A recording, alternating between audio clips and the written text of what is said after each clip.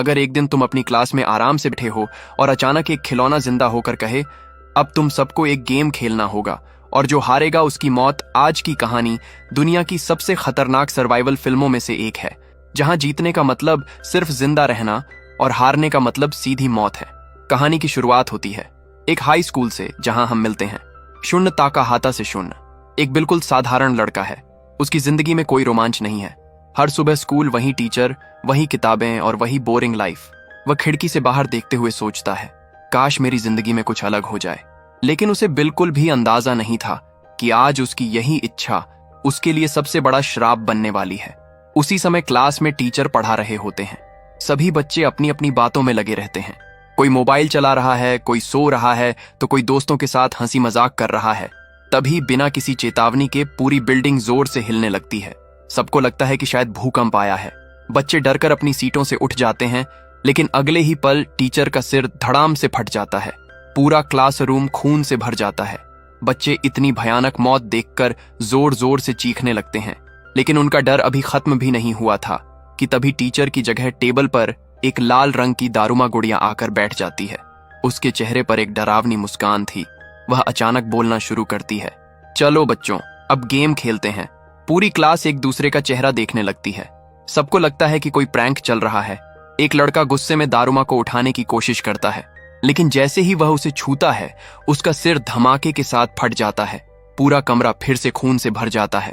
अब किसी को समझ नहीं आ रहा था कि आखिर हो क्या रहा है। तभी दारूमा जोर से बोलती है, जो हिलेगा वो मरेगा, और गेम शुरू हो जाता है। अब पूरा क्लास बिल्कुल शांत खड़ा रहता है। किसी की हिम्मत नहीं होती। एक कदम भी आगे बढ़ाने की दारूमा अपना चेहरा दीवार की तरफ घुमा लेती है और गाना गाने लगती है। लेकिन जैसे ही उसका गाना खत्म होता है, वह अचानक पलटकर सबको देखने लगती है। जिस भी बच्चे ने जरा सा भी शरीर हिलाया, उसका सिर उसी समय फट जाता है। दोस्तों, अब तक सभी को समझ आ चुका था कि ये कोई खेल नहीं, बल्कि मौत का खेल है। कुछ ही सेकंड में पूरी क्लास के आधे बच्चे मारे जा चुके थे। हर तरफ चीखें, खून और मौत का तांडव मचा हुआ था। शून्य का पूरा शरीर डर से कांप रहा था, लेकिन वह अपनी जगह से बिल्कुल नहीं हिलता। उसी समय उसकी बचपन की दोस्त इचिका भी किसी तरह खुद को संभाल रही थी। दोनों की नजरें एक दूसरे से मिलती हैं। दोनों समझ चुके थे, अगर जिंदा रहना है तो दिमाग से खेलना होगा। लेकिन तभी एक लड़का डर के मारे रोने लगता है। वह भागकर दरवाजे की तरफ दौड़ता है। उसे लगता है अगर वह क्लास से बाहर निकल गया तो बच जाएगा। लेकिन जैसे ही वह पहला कदम बढ़ाता है, धड़ाम उसका सिर पटाखे की तरह फट जाता है। अब किसी के अंदर भागने की हिम्मत भी नहीं बचती। शून्य तेजी से पूरे कमरे को देखने लगता है। वह समझने की कोशिश करता है कि आखिर इस गेम का नियम क्या है। तभी उसकी नजर दारूमा की पीठ पर लिखे एक बटन पर पड़ती है। लेकिन समस्या यह थी कि वह बटन दारूमा के पीछे था और वहां तक पहुंचने के लिए उसे हिलना भी पड़ेगा। अगर वह हिला तो मौत तय थी, लेकिन अगर नहीं हिला तो भी कुछ ही देर में सब मरने वाले थे। अब सवाल सिर्फ एक था, क्या शून्य अपनी जान जोखिम में डालकर उस बटन तक पहुंच पाएगा, या फिर बाकी बच्चों की तरह उसका भी सिर अगले ही पल फट जाएगा। यहीं से इस फिल्म का असली खेल शुरू होता है। अब तक पूरी क्लास में सिर्फ कुछ ही स्टूडेंट्स जिंदा बचे थे। बाकी सभी एक एक करके उस डरावनी दारूमा डॉल का शिकार बन चुके थे।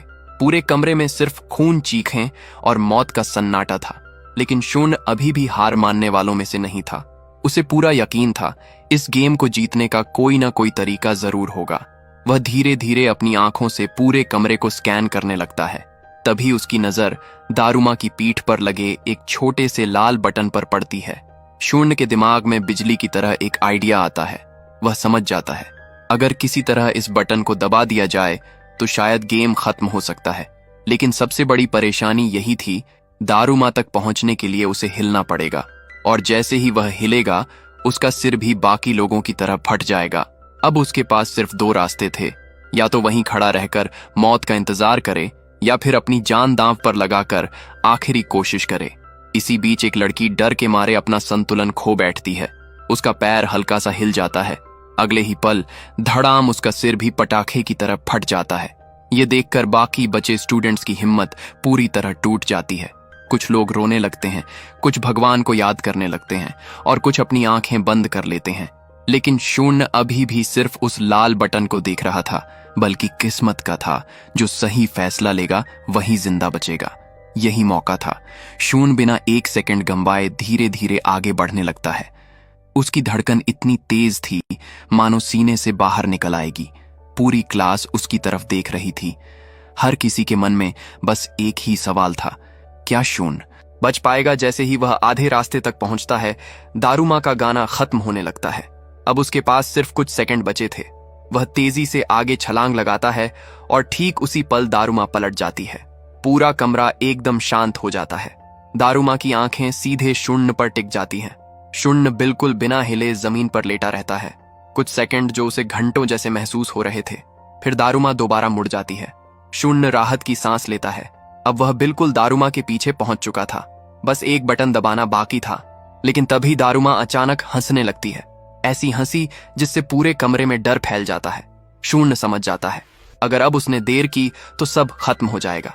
वह पूरी ताकत से हाथ बढ़ाता है और क्लिक जैसे ही बटन दबता है, पूरी दारूमा डॉल अचानक रुक जाती है। उसकी आंखों की लाल रोशनी बंद हो जाती है और अगले ही पल वह खिलौने की तरह जमीन पर गिर जाती है। पूरा कमरा शांत हो जाता है।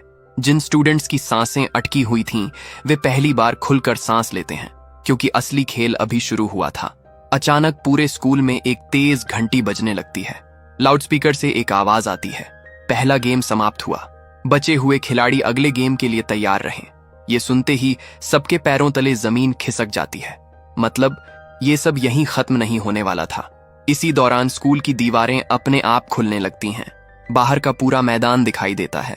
शून्य और बाकी बचे हुए बच्चे धीरे धीरे बाहर निकलते हैं, लेकिन बाहर का नजारा देखकर उनके होश उड़ जाते हैं। पूरे स्कूल में हर क्लास से बच्चे बाहर आ रहे थे और लगभग हर किसी के कपड़ों पर खून लगा हुआ था। यानी सिर्फ उनकी क्लास नहीं, बल्कि पूरे स्कूल में एक साथ मौत का खेल चल रहा था। कुछ बच्चे रो रहे थे, कुछ अपने दोस्तों को ढूंढ रहे थे और कुछ सदमे में खड़े थे। तभी आसमान से हजारों रंग बिरंगी बिल्लियां जैसी आकृतियां नीचे गिरने लगती हैं। शुरुआत में सबको लगता है शायद अब सब खत्म हो गया, लेकिन अगले ही पल उनके सामने एक विशाल लकी कैट मनेकी नेको प्रकट होती है। उसकी ऊंचाई कई फीट थी। उसकी मुस्कान दारूमा से भी ज्यादा डरावनी थी। वह जोर से बोलती है, दूसरे गेम में आपका स्वागत है। पूरे मैदान में फिर से सन्नाटा छा जाता है, क्योंकि सभी समझ चुके थे अब एक और मौत का खेल शुरू होने वाला है। लेकिन इस बार नियम पहले से भी ज्यादा खतरनाक थे और इस गेम में सिर्फ गलती करने वाला नहीं, बल्कि पूरा ग्रुप मर सकता था। आखिर लकी कैट कौन सा खेल खिलाने वाली थी?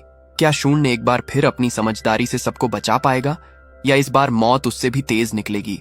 दोस्तों, पहले गेम में किसी तरह शून्य ने अपनी समझदारी से मौत को मात दे दी, लेकिन अब उसके सामने खड़ा था एक ऐसा गेम जिसमें सिर्फ अपनी जान बचाना काफी नहीं था। अगर एक इंसान से भी गलती हुई तो पूरे ग्रुप की मौत तय थी। यही वजह थी कि मैदान में मौजूद हर स्टूडेंट के चेहरे पर डर साफ दिखाई दे रहा था। किसी की हिम्मत नहीं हो रही थी एक कदम भी आगे बढ़ाने की। तभी वो विशाल लकी कैट जोर जोर से हंसने लगती है। उसकी आंखें एक एक स्टूडेंट को ऐसे घूर रही थीं जैसे कोई शिकारी अपने शिकार को देखता है। फिर वह जोर से बोलती है, अब खेल शुरू होगा। अचानक मैदान के बीचों बीच एक बहुत बड़ी घंटी नीचे गिरती है और उसके साथ सैकड़ों सफेद चूहे भी पूरे मैदान में दौड़ने लगते हैं। सभी बच्चे हैरान रह जाते हैं। उन्हें समझ ही नहीं आता आखिर इस गेम में करना क्या है। तभी एक स्क्रीन ऑन होती है जिस पर नियम लिखे होते हैं। सिर्फ उसी चूहे को पकड़ो जिसके गले में घंटी बंधी हो। अगर गलत चूहा पकड़ लिया तो मौत इतना पड़ते ही पूरा मैदान भाग दौड़ से भर जाता है। हर कोई उस खास चूहे को ढूंढने लगता है, लेकिन इतने सारे चूहों के बीच असली वाला पहचानना लगभग नामुमकिन था। कुछ स्टूडेंट बिना सोचे समझे जो चूहा मिलता उसे पकड़ लेते हैं और अगले ही पल धड़ाम, उनके शरीर हवा में उछल जाते हैं। चारों तरफ खून के छींटे फैल जाते हैं। बाकी बच्चे ये मंजर देखकर और ज्यादा डर जाते हैं। शून्य इस बार भी जल्दबाजी नहीं करता। वह सिर्फ लोगों को देखता रहता है। उसे महसूस होता है कि असली चूहा बाकी चूहों से अलग तरह का व्यवहार कर रहा है। वह बार बार लकी कैट के आसपास ही घूम रहा था। शून्य धीरे धीरे उसकी तरफ बढ़ता है, लेकिन तभी एक लड़का उसे धक्का देकर आगे निकल जाता है। वह सोचता है, अगर मैंने पहले पकड़ लिया तो मैं बच जाऊंगा। वो तेजी से चूहे को पकड़ लेता है। पूरा मैदान कुछ सेकंड के लिए शांत हो जाता है। फिर बूम, वह लड़का भी सबके सामने टुकड़ों में बिखर जाता है। अब हर किसी की उम्मीद टूटने लगी थी। इसी दौरान शून्य की नजर एक छोटी सी बात पर जाती है। वह देखता है कि असली चूहे के गले की घंटी हल्की हल्की आवाज कर रही है। बाकी चूहों के गले में कोई आवाज नहीं थी। यहीं से उसे पूरा गेम समझ में आ जाता है। वह अपने दोस्तों को चिल्लाकर बताता है, आवाज सुनो, उसी चूहे को पकड़ो। लेकिन डर इतना ज्यादा था कि आधे लोग उसकी बात सुन ही नहीं पाते। कुछ लोग फिर गलती कर बैठते हैं और देखते ही देखते मैदान में लाशों का ढेर लग जाता है। आखिरकार शून्य सही चूहे को पकड़ लेता है। जैसे ही वह उसे लकी कैट के सामने लेकर जाता है, वो विशाल बिल्ली मुस्कुराने लगती है। फिर अचानक वह अपना मुंह खोलती है और पूरे चूहे को निगल जाती है। अगले ही पल उसका शरीर धीरे धीरे पत्थर बनना शुरू हो जाता है। कुछ ही सेकंड में वो विशाल बिल्ली एक मूर्ति में बदल जाती है। दूसरा गेम भी खत्म हो चुका था। लेकिन दोस्तों, इस बार बचे हुए खिलाड़ियों की संख्या पहले से भी बहुत कम रह गई थी। हर किसी के चेहरे पर एक ही सवाल था, आखिर ये खेल कौन करवा रहा है और क्यों? लेकिन किसी के पास कोई जवाब नहीं था। तभी पूरा मैदान फिर से हिलने लगता है, जमीन फटने लगती है और सभी खिलाड़ियों को एक रहस्यमयी जगह पर पहुंचा दिया जाता है। अब उनके सामने लकड़ी की बनी हुई कई विशाल कोकेशी डॉल्स खड़ी थीं। उन्हें देखकर ही डर लग रहा था। फिर लाउडस्पीकर से आवाज आती है, तीसरे गेम में आपका स्वागत है। इस बार खेल पहले दोनों गेम से भी ज्यादा अजीब था। हर खिलाड़ी के सिर पर एक खास टोपी पहनाई जाती है और नियम सुनाए जाते हैं। अगर किसी ने गलती से भी गलत फैसला लिया तो टोपी उसी समय उसका सिर आर पार कर देगी। यह सुनते ही सभी खिलाड़ियों की धड़कनें तेज हो जाती हैं। शून्य समझ चुका था, अब सिर्फ हिम्मत नहीं बल्कि दिमाग, भरोसा और किस्मत तीनों की जरूरत पड़ेगी। लेकिन क्या सभी खिलाड़ी एक दूसरे पर भरोसा कर पाएंगे या डर उन्हें एक दूसरे का दुश्मन बना देगा? और सबसे बड़ा सवाल, क्या शून्य हर बार मौत को धोखा दे पाएगा? दोस्तों, कहानी अब अपने सबसे खतरनाक मोड़ पर पहुंच चुकी है। अब तक शून्य और उसके साथी 3 मौत के खेल पार कर चुके थे। हर गेम में उन्होंने अपने दोस्तों को अपनी आंखों के सामने मरते देखा। अब उनकी आंखों में डर नहीं बल्कि एक ही सवाल था, आखिर ये सब कौन करवा रहा है? लेकिन उन्हें जवाब मिलने से पहले एक और मौत का खेल उनका इंतजार कर रहा था। तीसरा गेम खत्म होते ही सभी बचे हुए खिलाड़ियों को एक विशाल हॉल में ले जाया जाता है। जैसे ही वे अंदर पहुंचते हैं, सामने एक बहुत बड़ा सफेद पोलर बेयर बैठा दिखाई देता है। लेकिन ये कोई साधारण भालू नहीं था। उसकी आंखों में इंसानों जैसी चमक थी और चेहरे पर डरावनी मुस्कान। वह हंसते हुए कहता है, welcome to the next game. पूरा हॉल एकदम शांत हो जाता है। इस बार नियम पहले से बिल्कुल अलग थे। सभी खिलाड़ियों को गोल घेरा बनाकर बैठाया जाता है। बीच में पोलर बेयर खड़ा होता है। फिर वह एक सवाल पूछता है। जिस खिलाड़ी की तरफ वह इशारा करेगा उसे सच बोलना होगा। अगर उसने झूठ बोला या जवाब देने में गलती की तो उसी समय उसकी मौत हो जाएगी। सबको लगा इतना आसान गेम, लेकिन अगले ही पल सबकी गलतफहमी दूर हो जाती है। पोलर बेयर पहले ही खिलाड़ी से सवाल पूछता है। वह लड़का डर के मारे झूठ बोल देता है। बस अगले ही सेकंड उसकी कुर्सी के नीचे से नुकीले भाले निकलते हैं और उसका शरीर आर पार हो जाता है। पूरा हॉल फिर से खून से भर जाता है। अब हर खिलाड़ी की बारी आने लगी। कोई अपने दोस्त पर शक कर रहा था, कोई खुद को बचाने के लिए दूसरों का नाम ले रहा था। यानी अब दुश्मन कोई खिलौना नहीं बल्कि इंसान, खुद इंसान का दुश्मन बन चुका था। शून्य अब भी शांत बैठा था। वह समझ चुका था कि इस गेम की असली ताकत डर है। अगर डर गए तो मर गए। इसी दौरान एक लड़की अपने दोस्त को बचाने के लिए खुद पर इल्जाम ले लेती है, लेकिन पोलर बेयर उसके झूठ को पकड़ लेता है और अगले ही पल वह भी सबके सामने मारी जाती है। अब शून्य को समझ आ जाता है कि यहाँ सिर्फ सच बोलना काफी नहीं बल्कि सही समय पर सही फैसला लेना भी जरूरी है। काफी देर बाद आखिरकार पोलर बेयर भी हार जाता है और चौथा गेम खत्म हो जाता है। लेकिन अभी सबसे बड़ा खेल बाकी था। अचानक पूरा कमरा हिलने लगता है, छत टूटने लगती है और बचे हुए सभी खिलाड़ियों को एक विशाल मैदान में पहुंचा दिया जाता है।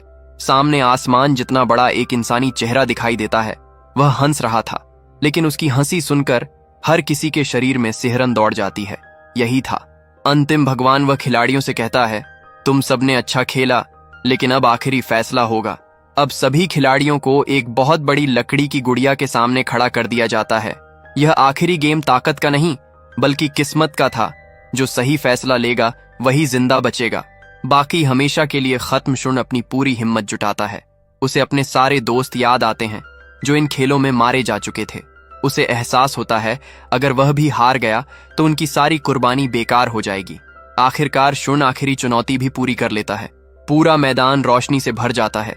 उसे लगता है अब सब खत्म हो गया, लेकिन तभी आसमान से आवाज आती है, गेम ओवर। शून्य राहत की सांस लेता है। उसे लगता है अब वह आजाद है। लेकिन अगले ही पल उसके सामने एक रहस्यमयी लड़का आकर खड़ा हो जाता है। वह मुस्कुराते हुए कहता है, ये तो सिर्फ शुरुआत थी। शून्य हैरान रह जाता है। फिर उसे पता चलता है कि ये मौत के खेल सिर्फ उनके स्कूल में नहीं बल्कि पूरी दुनिया में चल रहे हैं, और इससे भी बड़ा सच अभी दुनिया के सामने आना बाकी है। दोस्तों, यहीं पर यह फिल्म खत्म हो जाती है, लेकिन अपने पीछे कई ऐसे सवाल छोड़ जाती है जिनका जवाब आज तक किसी को नहीं मिला। आखिर इन खेलों को कौन चला रहा था, इनका मकसद क्या था, और क्या इंसान सच में भगवान का खिलौना बन चुका है? यही रहस्य इस फिल्म को बाकी सर्वाइवल फिल्मों से बिल्कुल अलग बनाता है। अगर आपको ऐसी दिमाग हिला देने वाली सर्वाइवल फिल्में पसंद हैं, तो ये मूवी आपकी वॉच लिस्ट में जरूर होनी चाहिए। अगर वीडियो पसंद आया हो तो लाइक जरूर करें।